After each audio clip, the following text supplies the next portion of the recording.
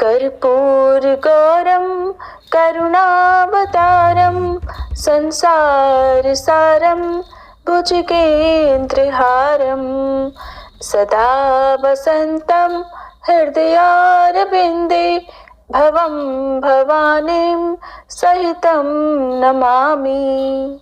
हर हर महादेव। जय भोलेनाथ। आप सभी पर भोलेनाथ और माता पार्वती का आशीर्वाद सदैव बना रहे। आज सोमवार के दिन सुनिए सोमवार व्रत की संपूर्ण कथा। पौराणिक कथा के अनुसार अमरावती नगर में एक धनी व्यापारी रहा करता था। दूर दूर तक उसका व्यापार फैला हुआ था। नगर में उस व्यापारी का सभी लोग बहुत मान सम्मान करते थे। इतना सब कुछ होने पर भी वह व्यापारी मन से बहुत दुखी था, क्योंकि उस व्यापारी का कोई पुत्र जो नहीं था। दिन रात उसे बस एक ही चिंता सताती रहती थी कि उसकी मृत्यु के बाद उसके इतने बड़े व्यापार और धन संपत्ति को कौन संभालेगा। पुत्र प्राप्ति की इच्छा से वह व्यापारी हर सोमवार भगवान शिव की व्रत और पूजा किया करता था। सायंकाल को वह व्यापारी शिव मंदिर में जाकर भगवान शिव के सामने घी का दीपक भी जलाता था। उस व्यापारी की भक्ति देखकर एक दिन देवी पार्वती ने भगवान शिव से कहा, हे प्रभु, ये व्यापारी आपका सच्चा भक्त है। कितने दिनों से ये सोमवार का व्रत और पूजा नियमित कर रहा है। भगवान, आप इस व्यापारी की मनोकामना अवश्य पूर्ण करें। तब भगवान शिव ने मुस्कुराते हुए कहा, हे पार्वती, इस संसार में सबको उसके कर्म के अनुसार फल की प्राप्ति होती है। प्राणी जैसा कर्म करते हैं उन्हें वैसा ही फल मिलता है। इसके बाद भी देवी पार्वती नहीं मानी। उन्होंने बार बार आग्रह करते हुए कहा, हे महादेव, हे प्रभु, आपको इस व्यापारी की इच्छा पूरी करनी ही पड़ेगी। ये आपका अनन्य भक्त है। हर सोमवार आपका विधिवत व्रत रखता है और पूजा अर्चना के बाद आपको भोग लगाकर एक समय ही भोजन भी ग्रहण करता है। आपको इसे पुत्र प्राप्ति का वरदान तो देना ही होगा प्रभु। देवी पार्वती का इतना आग्रह देखकर भगवान शिव ने कहा, देवी, तुम्हारे आग्रह पर मैं इस व्यापारी को पुत्र प्राप्ति का वरदान देता हूँ, लेकिन इसका पुत्र 16 वर्ष से अधिक जीवित नहीं रहेगा। उसी रात भगवान शिव ने स्वप्न में उस व्यापारी को दर्शन देकर उसे पुत्र प्राप्ति का वरदान दिया और उसके पुत्र के 16 वर्ष तक जीवित रहने की बात भी बताई।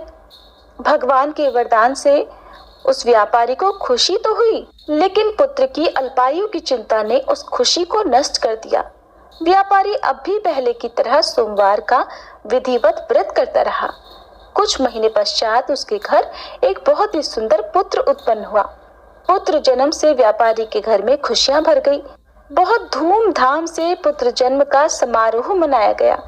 व्यापारी को पुत्र जन्म की अधिक खुशी नहीं हुई, क्योंकि उसे पुत्र की अल्पायु के रहस्य का पता था, लेकिन ये रहस्य घर में किसी और को मालूम नहीं था।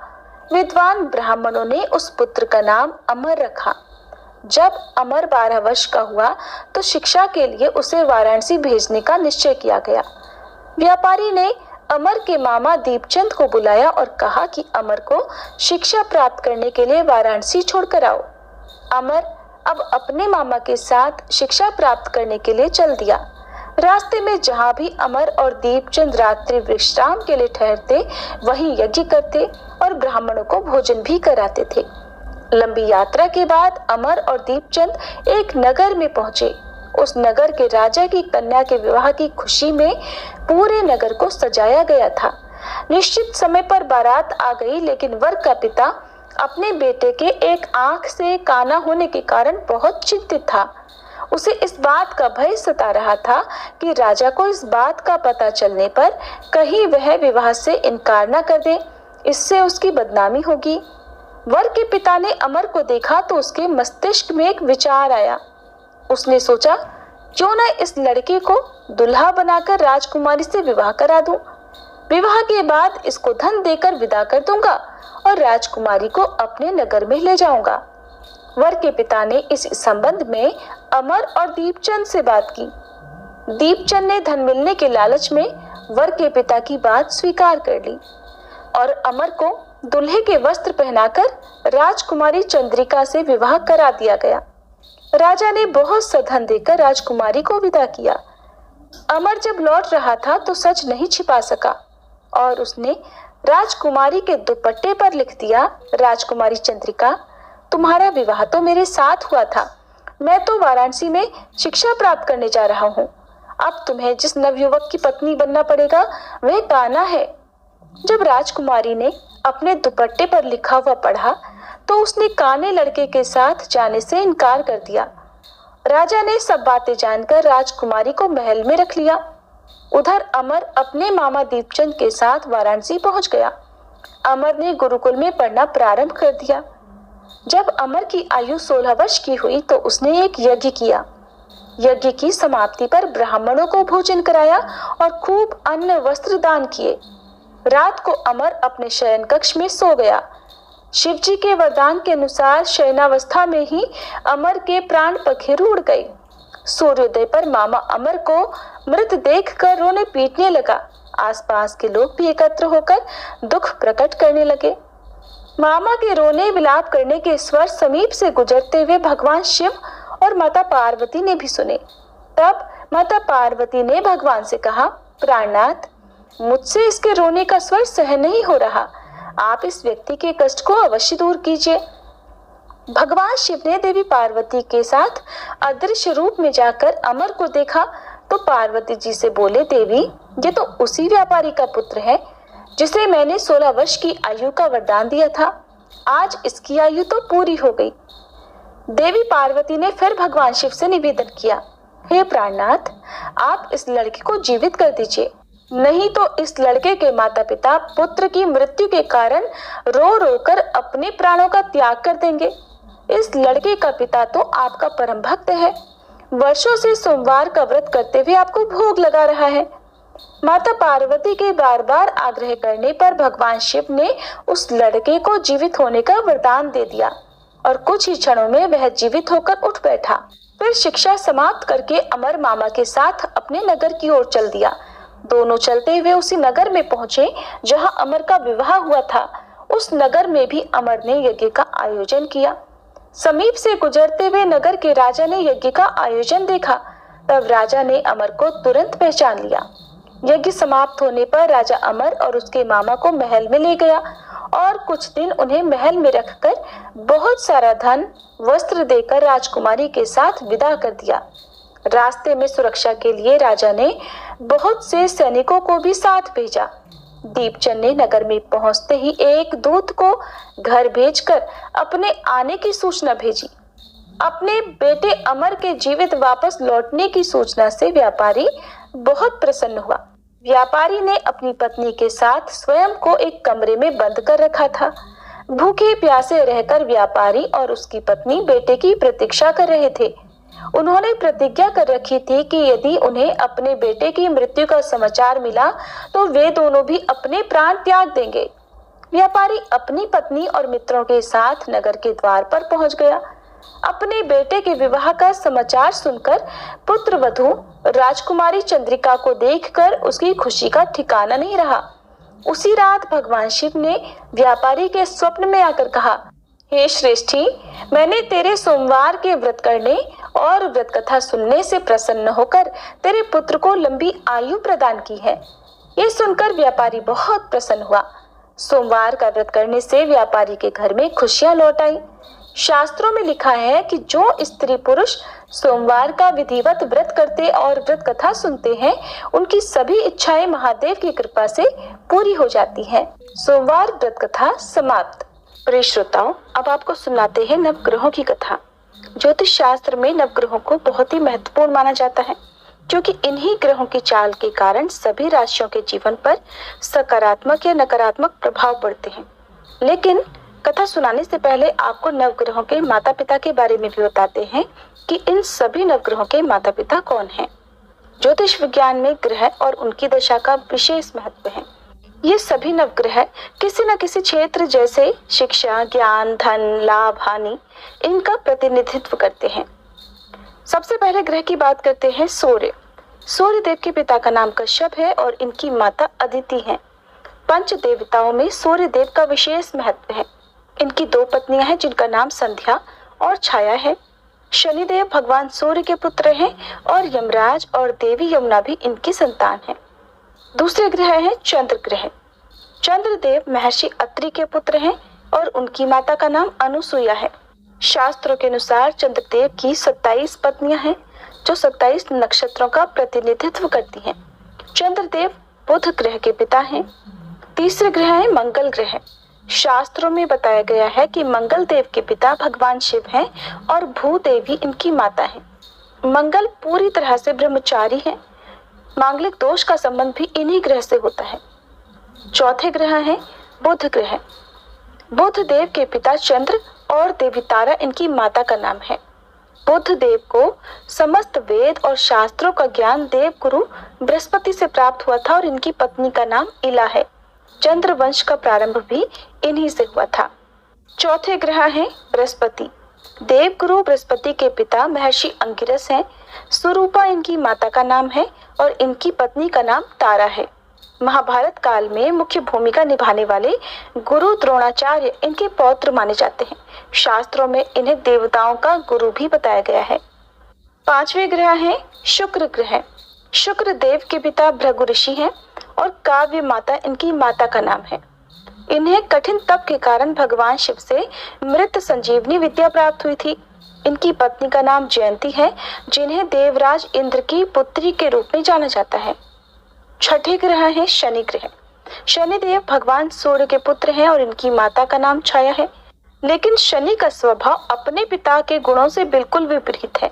शनिदेव कर्मों के अनुसार फल प्रदान करते हैं और इनकी पत्नी का नाम धामिनी है।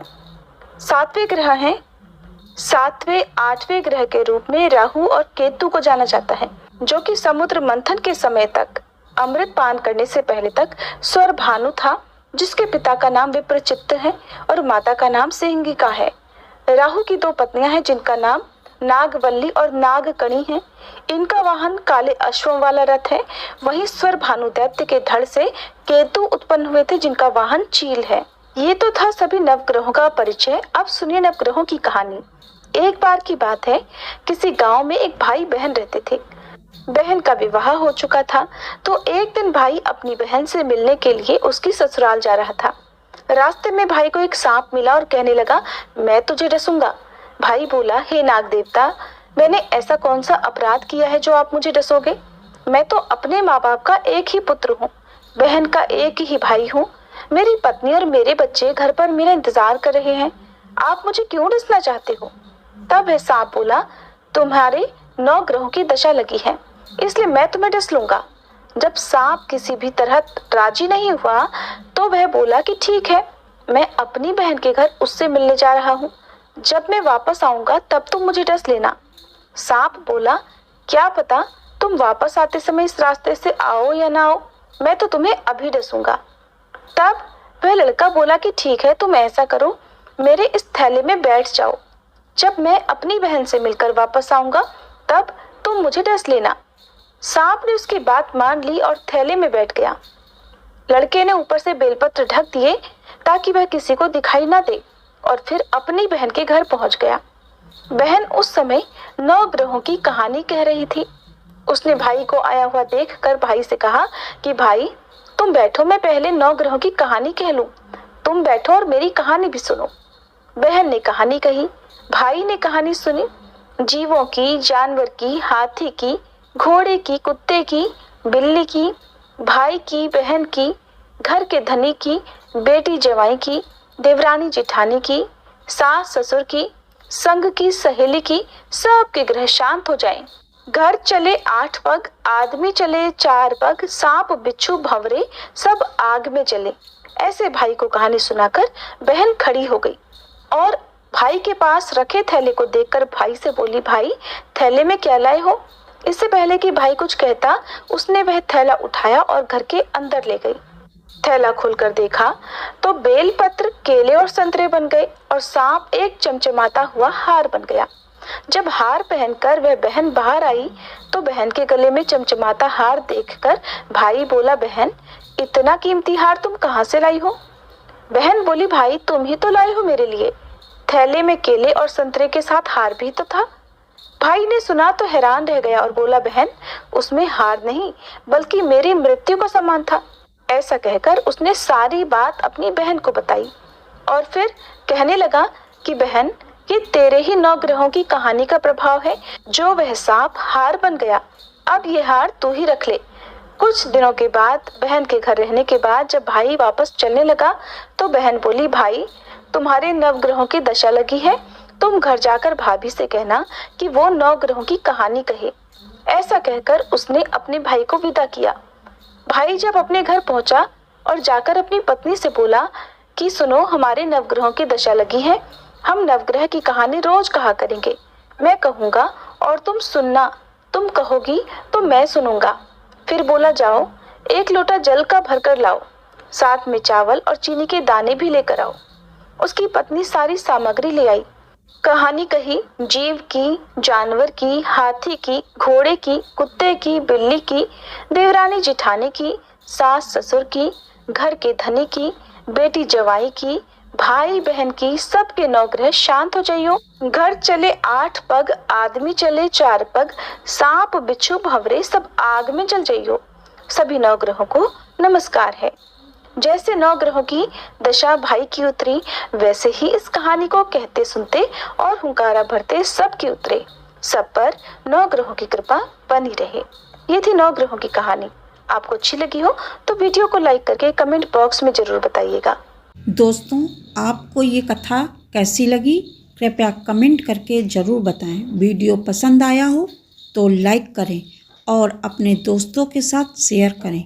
ऐसी ही और भी बहुत सारी कहानियों को सुनने के लिए चैनल को सब्सक्राइब ज़रूर करें। धन्यवाद।